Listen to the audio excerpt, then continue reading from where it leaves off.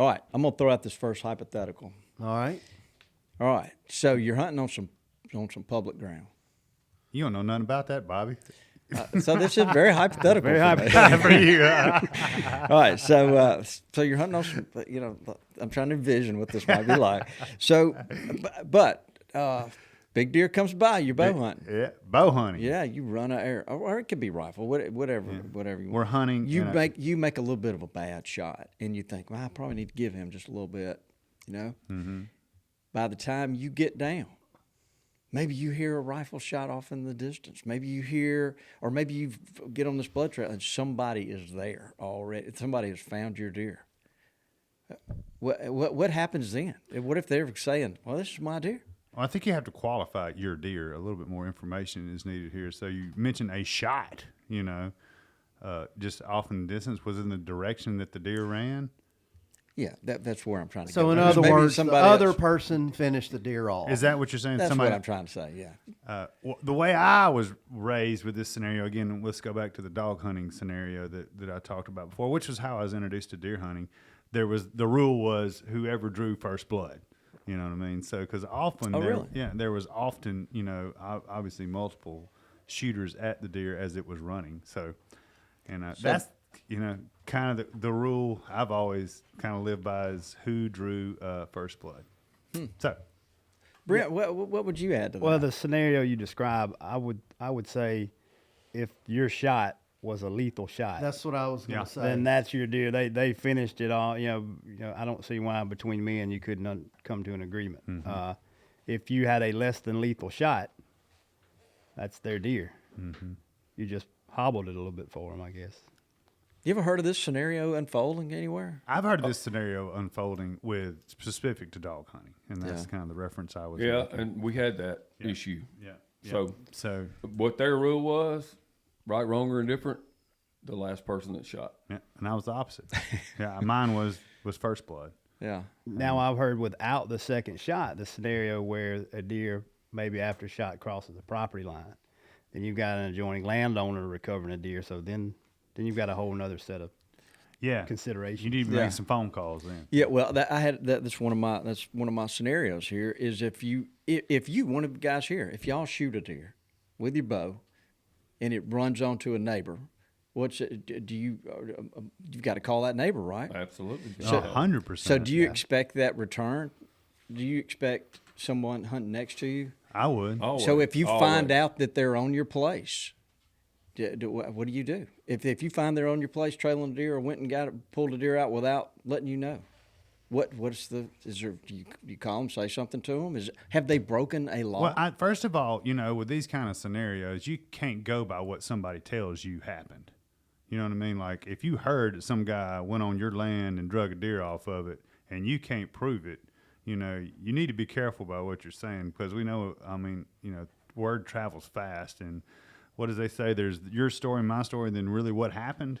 You know what I mean? So I would advise people off of, being confrontational off of stuff that they hearsay and not being able to prove, first off. Great point there. I'm going to go with the wisdom of our Mississippi State man. It depends. Mm-hmm. But I think we're all in agreement. If we would call the landowner and say, "Hey, I got a deer over there, I need to go." I mean, it also depends on your Absolutely, Carl. relationship. Yeah. You can't, by law, you can't go over there. No, without that's getting illegal. permission. Yeah. That's right. And I was kind of trying to get to that point. So it's like, it's not whether you just can't. Yeah, It's some- against the law. Yeah. Mm-hmm. Some states are different. So That's right. in our area, we have a military base, so we get a lot of people hunting here that grew up in other parts of the country. And I've had interactions with people on private land where they came from, a lot of Northwest right. states, if They it's didn't not understand. posted, then they can access it. So there's some, right. call it sort of cultural differences, but yeah, in our area specifically, there's no right to recover law. If the deer is on another property, you've got to get permission. And the other side of that coin is if you get word someone's on you in real time, not a day after, then I think you certainly engage with them. And then depending on your relationship with them, that a whole nother set of considerations you got to give. What's that interaction going to be like? Because again, another good reason to practice good etiquette in hunting is everyone's armed. Oh, 100%. Yeah. On the wildlife thing, you don't own the wildlife. You own the land. You're deeded the land. You're not deeded that buck. Well, that's in sitting reality, we're barring it too. and you we're know? barring that too. But I mean, I guess you're paying for a temporary right to control it until it's either passed until you die or something else happens. But so, I mean, it's Yeah. So I think the takeaway there is depending on the state. Your state, there could be some different laws, but you need to let a landowner know. Yeah, I mean, this is 100%. The safety thing is irregardless of that. Honestly, just yeah. and common sense. I mean, I can remember, I don't know if it's still, but not that long ago, people talking about going to some of the northeastern states, and a bunch of them were going to go rabbit hunting. They just rode through the countryside, and looks like a good spot. Put the dogs out here. I mean, there wasn't a lot of private property, land protection, and regulations, but. And to Brent's point, there's a lot of states. I mean, like this, like the color of the fence posts, and Purple. and purple, and that's what it is. What Yeah, state purple. is that? Missouri. I think that's In South Dakota too. South too. Dakota is one of the states I was thinking of. I had an interaction with a pilot from South Dakota, and he was rambling around on land because there wasn't any purple. Yeah, markings. I think Maine. If it's not posted, my understanding is you can hunt it. go. That's the state I was talking about. Yeah. Yeah. Bob Humphrey explained that to us. And then, like you said, some places they look at a public place to park anywhere they can walk to. They can Yep. go. It's like, not down. Check your local laws for sure. All right, Dudley, you got a scenario you want to pitch I've out? written a ton of them down. One of the ones that I have a bit of experience with, and I think a lot of us do, is what about if you know your neighbor is doing something illegal? And so Yeah. That's a tough one. That's a tough one. Nice one, Such, Doug. such as. Okay. It depends. It depends. There you go. Let's just say it's a week before the turkey opener, and you know that your neighbor has driven through on their tractor and spread bait all up and down the roads Well, that's the hard. in a state where it's not legal. So you got to be careful because you don't know anything for total sure. That's right. Unless you walked over there and look at it, where you had to trespass to do that too. So, if you're not sure, I guess you could call the law officer to go check it out, maybe. But Are you willing to sign an affidavit that be admitted in a court of law that says no. All right, so that let's wouldn't just- matter. let's just Either say it you is can- or it didn't. Let's just say you're Regardless of driving. you signed something. Yeah. okay? You're driving in and you share a road. You share a private road where you own one This is side, getting better. and you can see the bait. That's different because it's actually You can a see part the of, bait Yeah. from your road. Yeah. Yeah, you and your neighbor have other problems. Yeah. It might not hurt to talk to your neighbor first, but you don't know. Everybody's different. Some people, a neighbor would just He might have be been feeding impossible to hogs, deal with. Yeah. so- He was feeding for hogs. That's what it was. The worst thing about that is then you got to consider that you now know about it. Right. It's not like you could say, "Oh, I didn't know it was there. It was on the other property." You now know it, You're kind of liable. and then you got to be, depending on the state, Right. way away from it. Can't even hunt that part of your property type thing. So in that case, and you know for sure, and it would affect your property, I think you got to say something to somebody. So what did you do? Well, I'll be honest on this. There was a local game warden that already knew it was going on before we discovered it, and so that helped. I didn't have to be a tattletale. Yeah, that's a tough one because nobody. I think if it impedes on your right to participate in the recreational activities that are lawful on your land, you have a right to say something about it. That makes sense.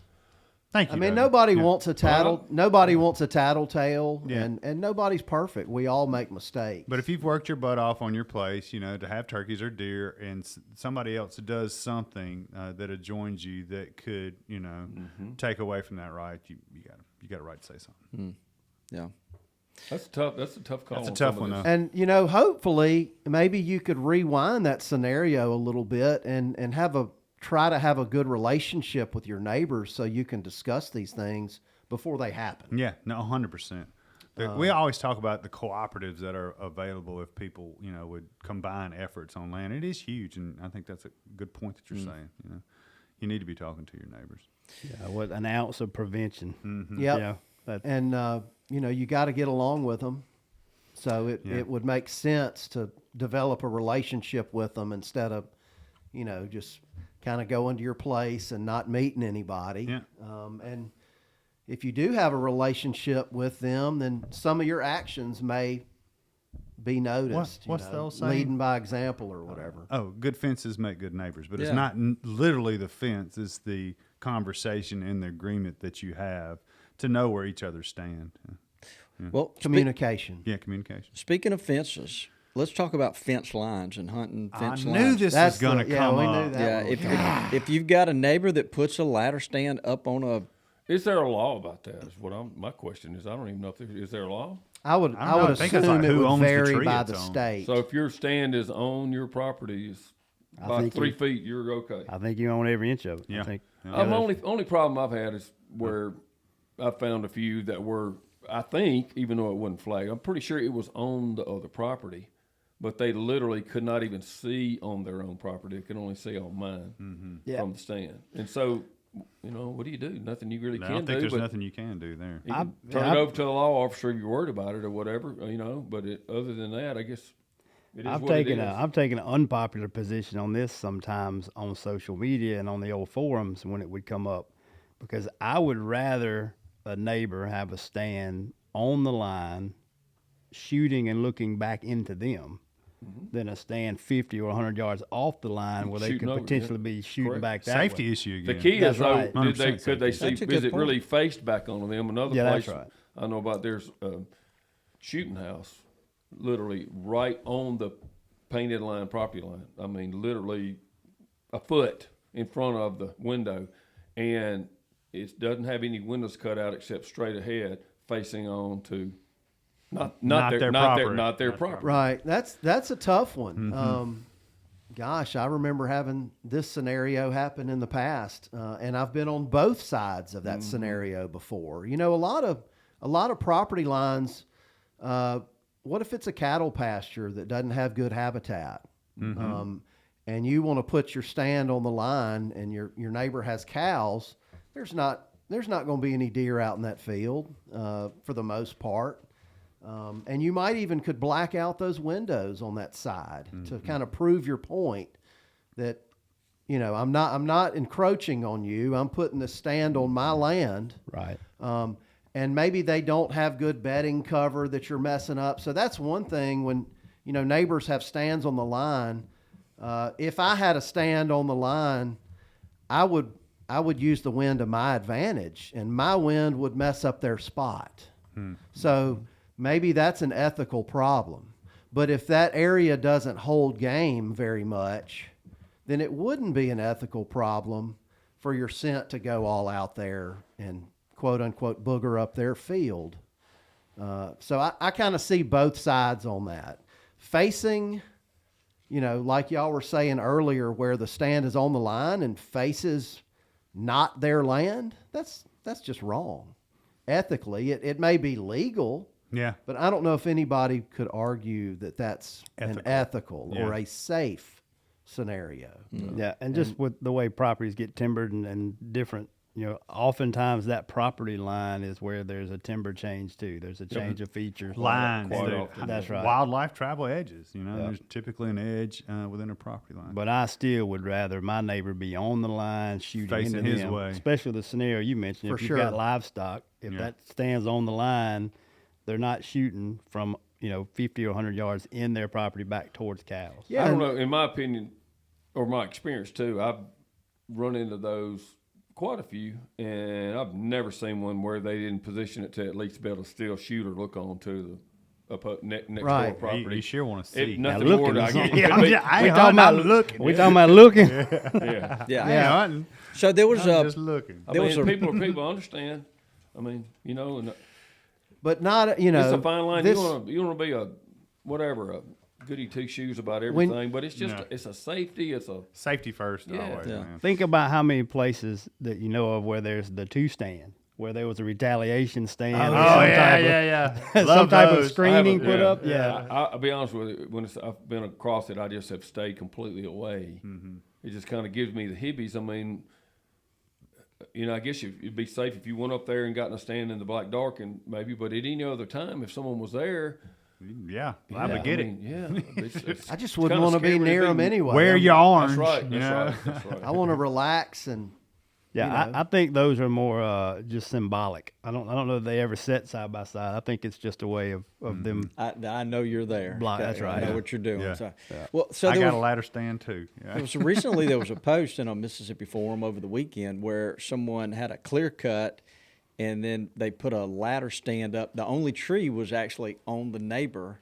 and he put the tree on the neighbor, and the neighbor was saying that since it's on me, I could hunt it as well, couldn't I? He was kind of asking the forum. If it's on his personal property, yes, he can hunt it. And he was saying that in his mind, whoever got there first would. Or Well, I would think he so would if trump it's- it all the way around. Well, if I think the you could do- stand is on his place. If you walk in your property line and someone's got a stand legitimately 100% on your property, I have run into that a couple times. Take the stand down and drag it back over onto him, and lay it on the ground or something. 100%. That'll I've send a done. I message, have yeah. done that too. If you're- Brent, would you hunt that stand? If that was your, yours? Potentially, and I saw that post, and I don't know if I read it wrong. I sort of interpreted as if they had a consensus that was sort of an agreement between them. Yeah. Oh, I didn't So read- I mean, so okay. that changes. That's the good. That's different. Yeah, That's, well, that's, good. I've had that's that too. etiquette. And I've had where a neighbor that's important and you're friends with, and I said, you know what, just leave it there. You hunt there, we'll stay away from it, and yield to them. As being a good neighbor, that you can do that too. You sure can. It's hard sometimes unless it's someone you really know and stuff like we did. But when it comes down to it, technically in that scenario, where whoever's owns the land where the tree stand is, they're the ones with the rights. 100%. I think That's so. that's their land. I mean, That's their that's land. right. So I guess if they were at the bottom of the tree stand and had to pick who's going to get to hunt it that morning, I would think it would be the landowner. Only one of them's got the right to be standing there. Yeah. Unless it's like a property line tree. Yeah, and I think you were saying this is in the is this The wasn't own- this the- was not a property line tree. No, the only tree was square. It was on him. It was So, squarely on him. yeah. Yeah, this wasn't a yellow stripe tree. Right. We got a lot of them. Isn't that funny? I think that's where people like to put their stands, me included. And that's an interesting scenario, and we could probably talk 30 more minutes about that and have different scenarios. Just Oh, remember, on Lanny, line. one stripe means you're entering, two stripes means you're leaving. You better be on the right side. right. Brent, have you got a scenario we could talk about? Yeah, I've got one that I disagree somewhat with some of the consensus on social media, and mainly amongst some of the traveling hunters when it comes to public land. The idea that first to the gate, like if you get there, someone's already there, that you automatically, it's just understood, you move on. Some of these gates and access points have a lot of acres behind them. Yeah, like 5,000 or 6,000 acres in some and instances. just because you chose to get up at 2 a.m. doesn't entitle you to everything behind that gate. I mean, it's still public land. So how do you handle that? You go in and hunt. Now, it depends. Like I made some notes for this: who, what, when, where. You know, Those are because good there's notes on your always hand. things Always you good got to ones, think yeah. about. Am I turkey hunting or deer hunting? You handle every one of those situations differently. 100%. Yeah. But there's way too much ground behind some of these gates to think that someone can. It is public land, and you don't just entitle yourself to thousands of acres just for getting there early. And I would even say if your hunt gets messed up, maybe that's the cost of getting there ridiculously early, where you couldn't have a conversation with someone else that might come up. I've made friends at public land gates. I've hunted with, most of the time, I would say the majority of the time, I've ended up hunting with someone else. That's the majority of the time that happens to me too. Even when you run into people in the woods, isn't that right? Brent? That is right, We Lanny. ran into each other a couple of times ourselves. I ran into Lanny one morning, and I had committed and made a move. And when I saw him, because I didn't know who he was, I made my move earlier. yeah, he was in position, and I had made a move, but I couldn't leave without potentially messing him up because this turkey was getting close, and if I had tried to back out, I could have messed his hunt up. So I just froze. I just actually ended up calling for him. Yeah, we ended up hanging out after that. It was cool. So But to your point, having the conversation is the most important part. And I hear where you're coming from there, because initially I'd have been like, now hold up. But then I was thinking of the scenario in my mind. What if there's, one turkey gobbling in there, what's going to happen? Yeah. But I hear where you're coming from, that maybe the guy getting us so early should have been more considerate to.